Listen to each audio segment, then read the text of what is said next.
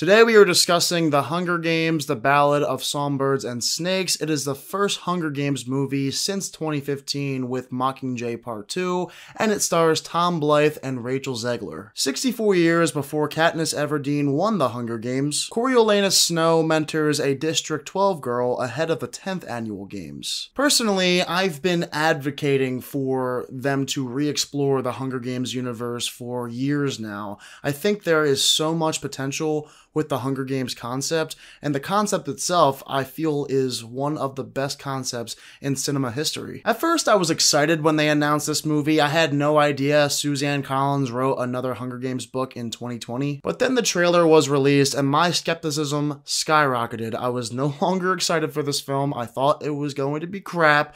That first trailer was not very good, but I still saw the movie on opening night because I do love this universe, and you know what? It's a fine movie.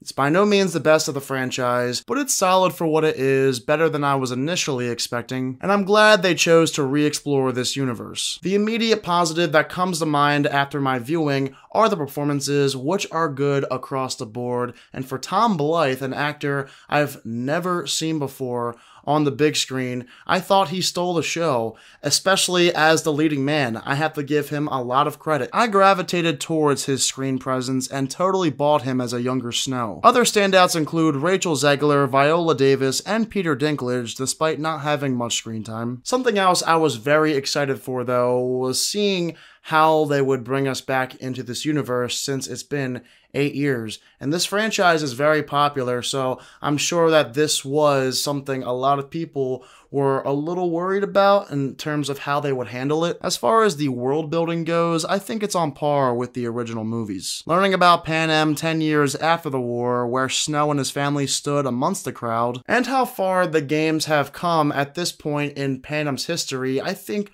all of those things were handled very well. Now, when we see the actual games in the movie, I had a blast watching it. Part of why I'm not the biggest fan of the Mockingjay movies is because the Hunger Games aren't in those films. So getting a chance to see another Hunger Games on the big screen was something that made my mouth water. It's cool seeing how far the games have come between this movie and the original Hunger Games movies. It's not a spectacle like it is in the first and second film. They're in this tiny coliseum that looks like something out of ancient Rome. The Capitol didn't have all these gadgets and effects to play around with back then. So seeing a less futuristic and more modernized version of the Hunger Games makes sense for a movie that takes place 64 years in the past. Although my biggest problem with this film is the length. It is a very long movie. People have talked about splitting this movie into 2 parts like they did with the Mockingjay movies, but I'm not sure that would have worked because I don't think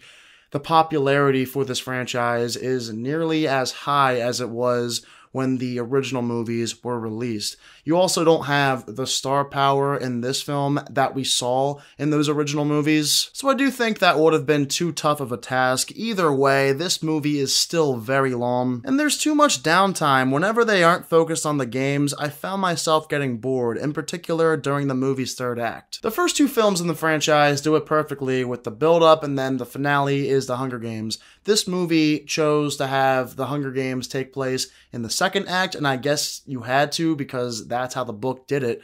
But either way, no matter how you break it down, I think your best strategy should always be having the Hunger Games at the end of the movie. Some of those third act scenes were oddly executed too. They seemed like they had no idea when the call cut. The camera just keeps rolling and you're stuck watching the same old scene. Also, I felt like the writer left out vital information about characters and their backstories sometimes. For instance, early in the movie when Rachel Zegler's character is picked as the tribute for District 12, there's clearly a rift between her and the mayor's daughter of that district, but they never explain why. They never delve into that backstory. Her character is brought on the screen with minimum development, unlike Jennifer Lawrence's character, who we at least saw do some things and have conversations in her district before she volunteers a tribute. So every now and then, certain characters and storylines don't get fully fleshed out. I understand this book is very long and they couldn't fit everything into a 2-hour and 40-minute movie, but in my opinion, if you can't flesh out a scene fully,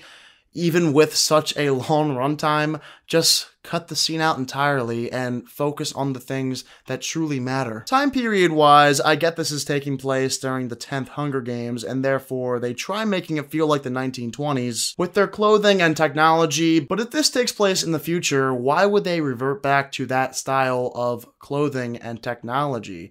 I never read the book, so I could be completely off on my evaluation of how this world works, but that was just my thought. And of course, I couldn't help myself but compare this to the original Hunger Games and Catching Fire, considering all three films feel similar in that they are about the Hunger Games. In comparison, I don't think this film captures the same spectacle that the first two movies did in such an excellent way.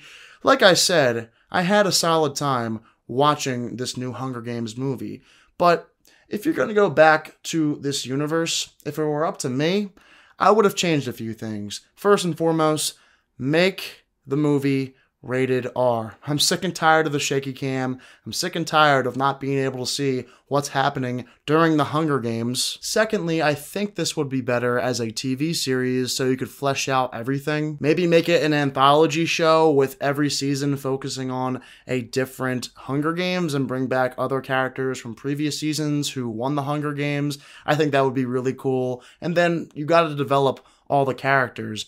I've always hated how in these films you barely get to know any of the tributes. Most of them are just background noise. You have a couple of people, including the main characters, that are important and last the entire game, but mostly everyone else is just there so they can get killed immediately. Regardless for what it is, it's not a bad movie. I went in initially very skeptical, and the fact that this ended up being an okay experience, I'm very happy with that. I'll take that as a huge positive. It could have been better. There are definitely ways in which you could make a great Hunger Games-ish thing, and for some reason, they don't want to do that. I'm giving The Ballad of Songbirds and Snakes a 6 out of 10.